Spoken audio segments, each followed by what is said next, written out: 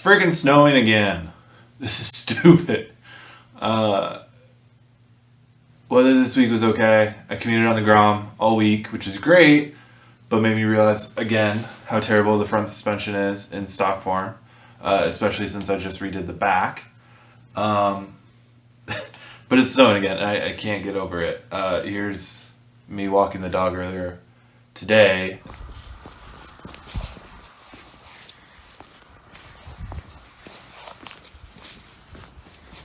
And then yesterday we got like half an inch of hail and grapple and then snow and then it all... Next week though it's supposed to be sunny and 70 degrees, so I am looking forward to finally having some spring here on the Palouse. But, like I said, front suspension on this is terrible. We're going to redo it today. I have the Racing Bros spring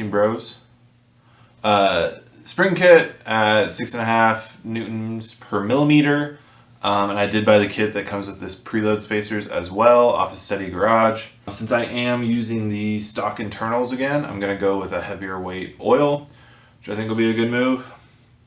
And yeah, I'm not going to show you how to strip down all this. I'll probably just time-lapse it just because that's not really the point of today's video. Point is suspension, not taking apart the front end. So one thing you won't see me do, but I'm excited about, I bought some of Man in the Box's wheel spacers that are billet aluminum and black, so that's a little spacer here, and there's one on that side too. Just a piece of bling. I don't know that there will be any performance difference that's measurable in any form whatsoever, but it'll look good, and that's the important part. So I'm gonna give you a bounce test real quick, and then I'm going to jack it up and start tearing it apart. To jack it up, I know that's kind of hard thing to do on a Grom, but I'll show you what I use in a minute as well. Let's get after it. My wife just got home, so I got to do this quick. Stock suspension. Not even pushing with all my weight, and I can practically bottom it out. This is silly. Okay, getting the bike actually up in the air. We're gonna use my little motorcycle scissor jack thing that I've had for years. I bought this with my CB750 like right when I first bought it, because the exhaust is in the way on that one to do anything to lift it, and so these little guys helped get around that, and it's gonna help on the Grom too. So sliding that around the exhaust. I already messed with these a little bit earlier, so they should be at an okay height. And then slowly tip very, very carefully. Alright, and now I have one side on. Now that that's in place, I can just start jacking it up. I am being careful to lift by the case and not the cover, just as an FYI. And I see the front wheel starting to lift, so we should be good. One thing to note before you do this, go through and loosen all your fasteners at least a little bit first. That'll make your life easier so you're not fighting wheel wobble while you undo everything. So I'm going to take everything off now.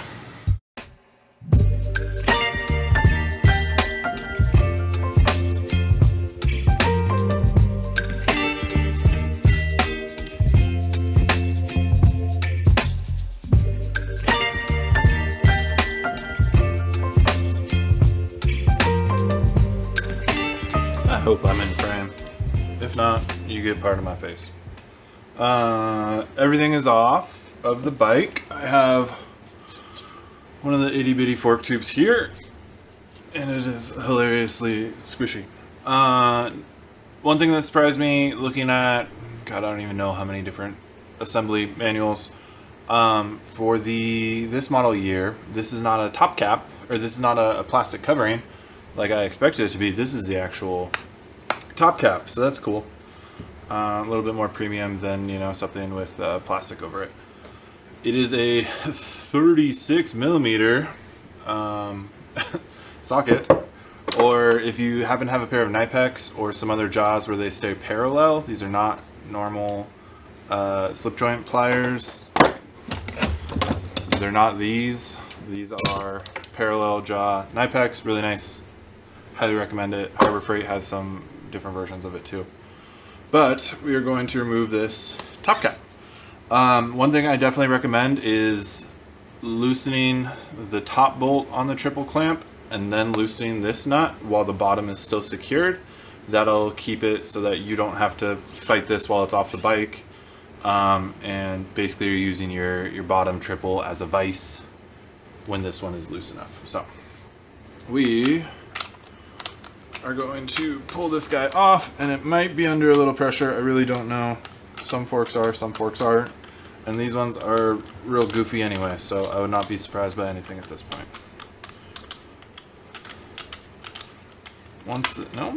No pressure, cool.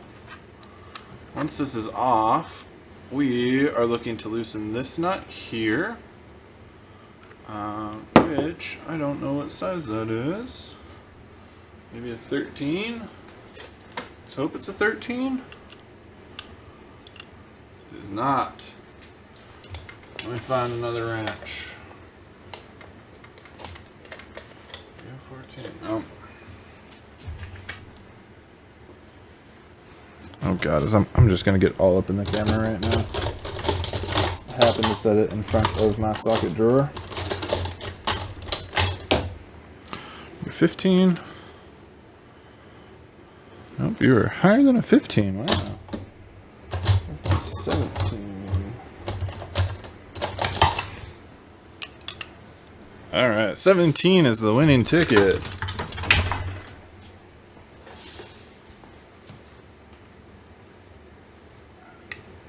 So we are loosening this lock. If I can hold this all in one piece.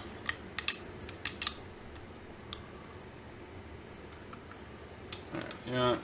To make my life easier, I'm going to empty this real quick. Pump the cap while you do it, and it'll help drain the fork rod itself. Blah.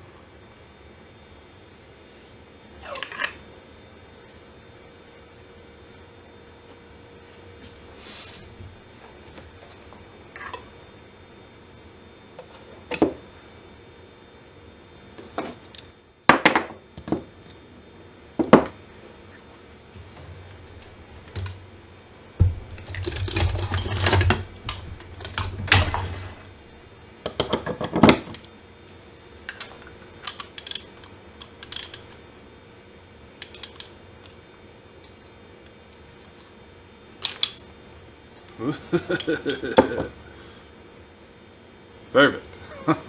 Don't smack yourself in the face with that. Okay, so top cap off. I'm gonna have a washer off, and I'm gonna flip that around. Doubt that it matters what side, but just in case it does matter, we're gonna keep it the same. And same thing with the lock nut for the top cap. So now that this is off, we should be able to extend our fork leg a little bit more, being careful not to extend it too far.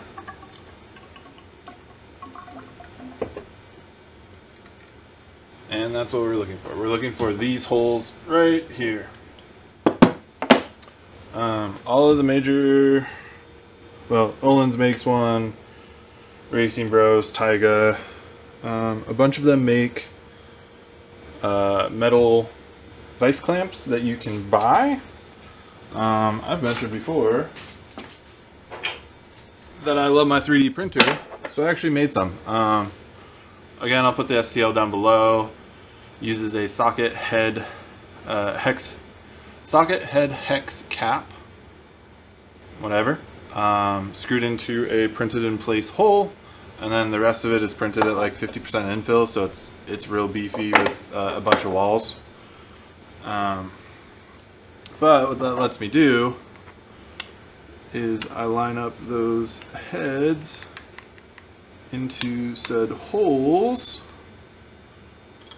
and then you can clamp it on the vise. So let me get it in the vise, and then we will go from there and finish draining it. There's a lot in here.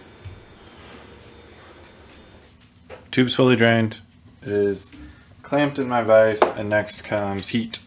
You could use butane, propane, MAP, gas torch, whatever. I'm gonna go with a heat gun because I feel like it's a little bit more of a controlled heat, and having melted things with MAP gas before, I don't particularly want to do that on a very expensive part. From everything I've seen, we're shooting for about this area and trying to get it to about 500 degrees, and that's where it starts to loosen. I did see as low as 350, but I don't know about that. So I have infrared thermometer. We're starting at about 68 degrees or so, and we will see what we get to. I'm a little nervous, but I'm sure it'll go great. One other thing, left-hand threads, so you're going the opposite way of what you would think. And then this is a 3/8 inch extension. You can use your axle, but I know it's strong enough to do it, but part of me would just worry about bending it slightly. So this fits pretty snug, so I'm not worried about ovaling out these holes or anything, and we're just using this.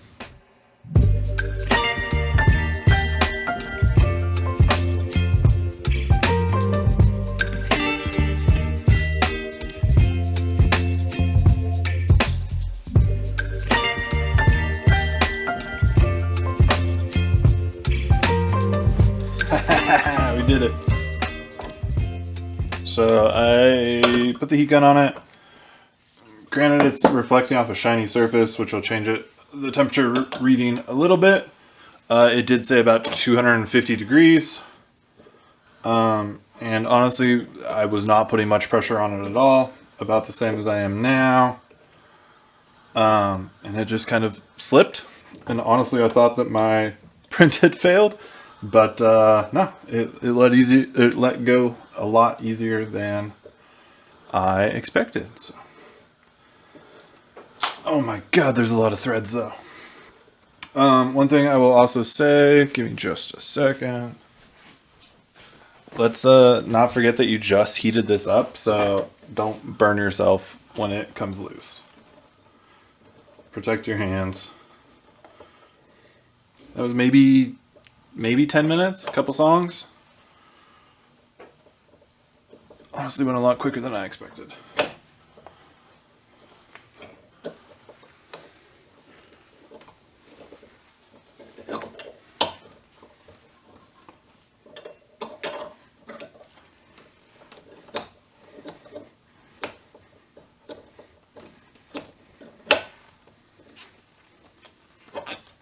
Oh, I wonder how long ago I actually finished. Huzzah! Oh man, that is gross. And it is smoking. Fun. Cool. There you have that. I'm going to clean this up and we'll go to the next step.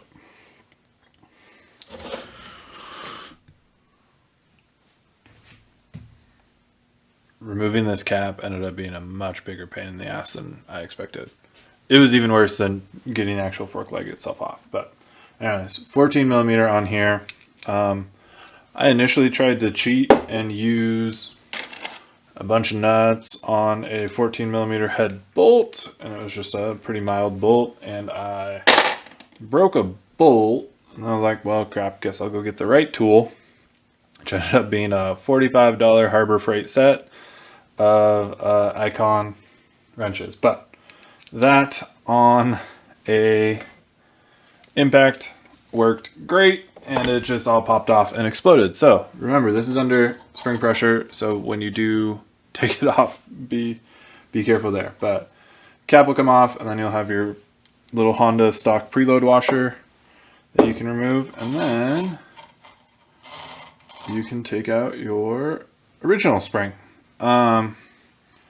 Looking at the spring, you can tell tighter coils and looser coils.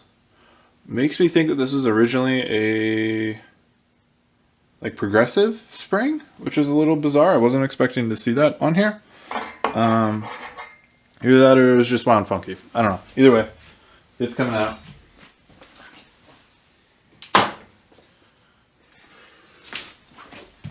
And we are putting our Racing Brothers 6.5 newtons per millimeter spring in. Then we're going to put the preload that came with it. And I believe it says to reuse your washer here, and then we'll snug this back down.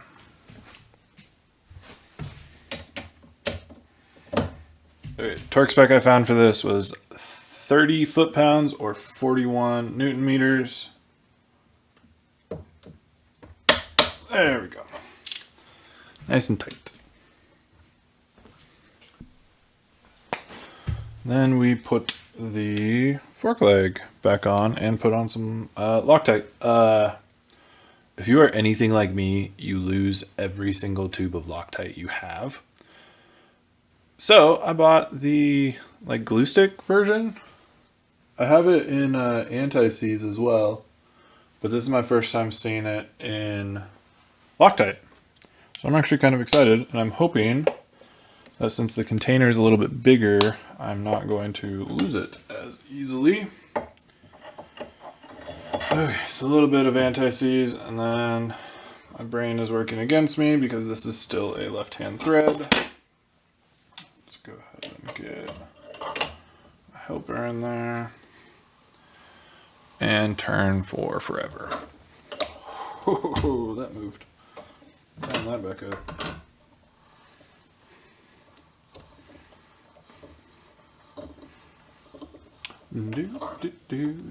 So, weather-related news. It is now beautiful and sunny out, and like 3:30 in the afternoon. And I know that it's beautiful and sunny out because I just had to go to the store. But yeah, okay, that's nice and tight. And I lost my socket. There it is. Fingers crossed this reaches. And it does not, of course. Okay. We're going to do it. I almost messed that up real bad. Don't forget this little rubber washer. Or O-ring, not washer. O-ring that sits in right there.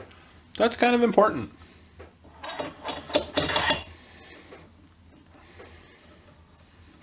Every time it's fucking with my head. Which way am I going? This way. Yes.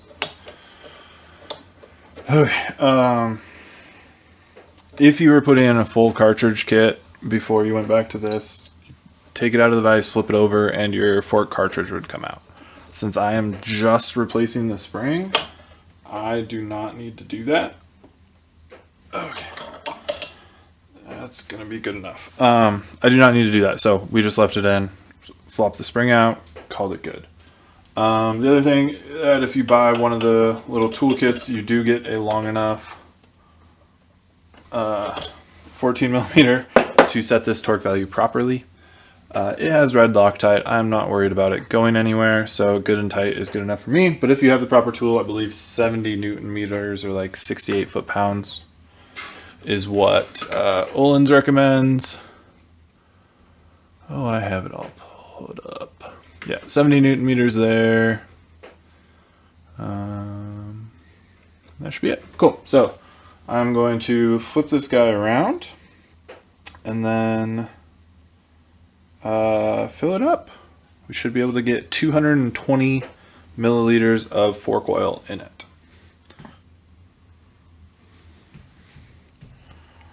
$220 milliliters in a nice handy measuring glass down the drain.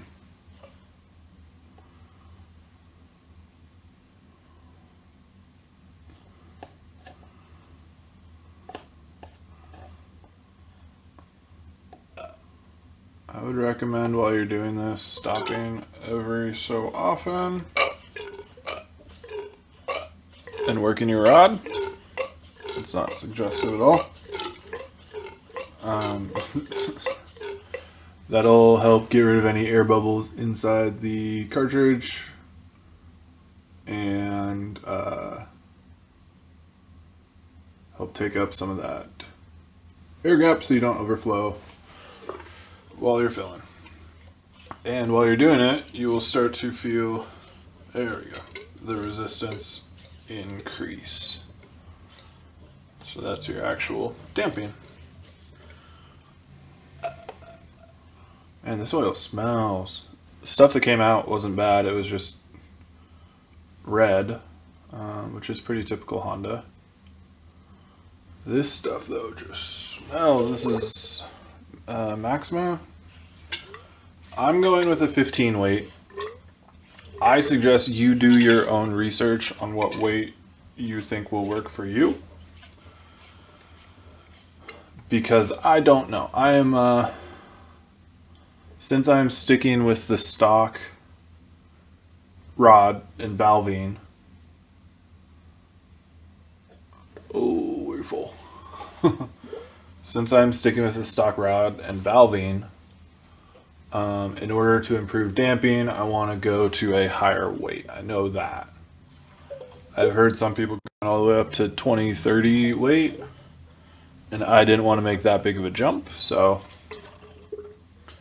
we are going to give 15 a try. Ooh, that was a good one.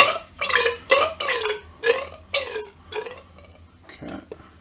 A little bit more. Be very careful, because if you overspill,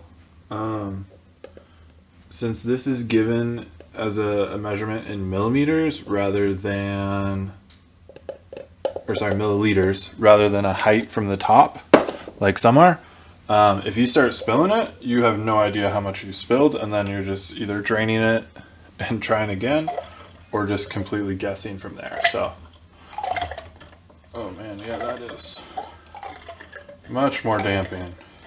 Cool.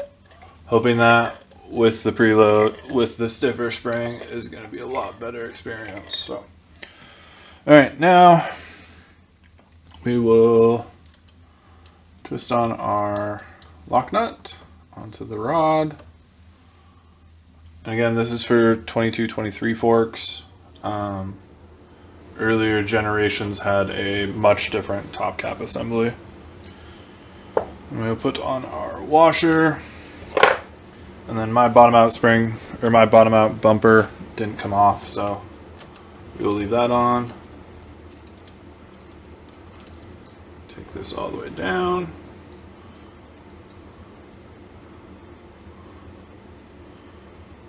Okay, that is bottomed out. And I believe this was so many tools laying around. This is a 17, yes. Okay, so now we are tightening this up against the 36 millimeter top cap. Let's make sure that's set the right way. Great. And that should do it. Cool.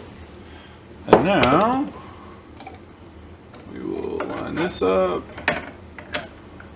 and bring it down.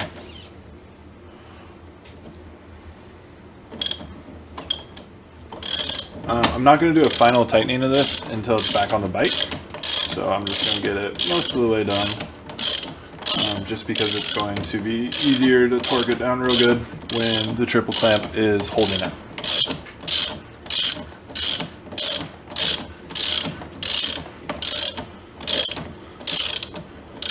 Okay, there we go. And that is one leg done.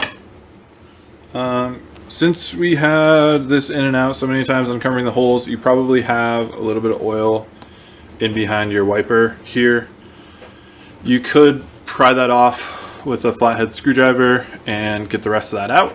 I'm just going to leave it because it'll be fine.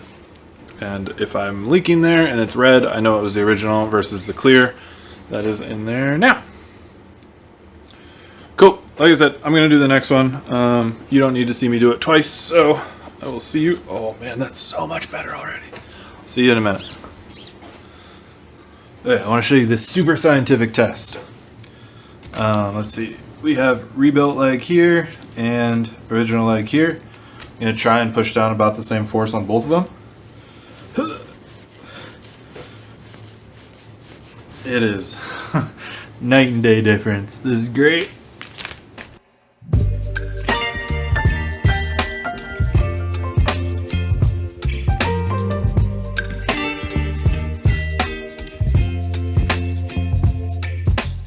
As far as torque specs go, 22 foot-pounds, 20 foot-pounds, 20, 20.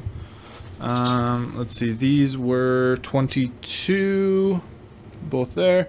And then your axle is 40. And that's majority of the torques. The rest are just do it snug. All right, let's get it off the stand and give it a bounce test. Okay, this is giving it about the same amount of force as I gave it earlier. Not bad. Not bad. Definitely better. Let's see the most I can do. Ooh. Yeah.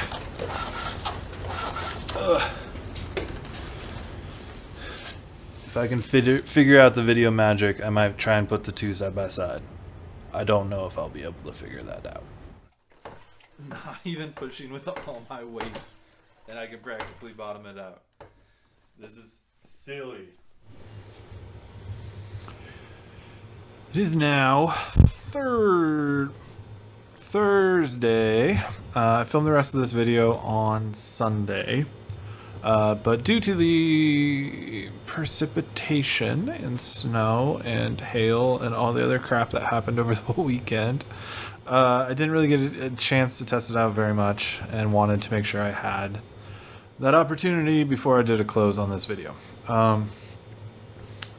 If I had to sum up my feelings on the new fork springs, it would be holy crap. It is a night and day difference. I have yet to bottom these out. If anything, I would say I maybe made them a little bit too stiff. So I don't know. Next time I have them apart, I might try not putting the preload spacer in there. You kind of lose a little bit of the plushness going across the road. But it is infinitely better than bottoming out on everything all the time. So if you're on the fence about whether it's worth it to upgrade your suspension or not, it absolutely is. I will 100% leave it up to you whether you want $100 springs or like the $200 something progressive suspension with new internals, or $300 Ohlins, or $300 Racing Bros fully adjustable. That's your call to make, but if you're anything like me and you're over 200 pounds, this is absolutely a must do. So I'm not great at ending these, but like, subscribe, all that typical stuff, and maybe I'll see you again. Maybe we'll do a second video this weekend. We'll see. Bye, y'all.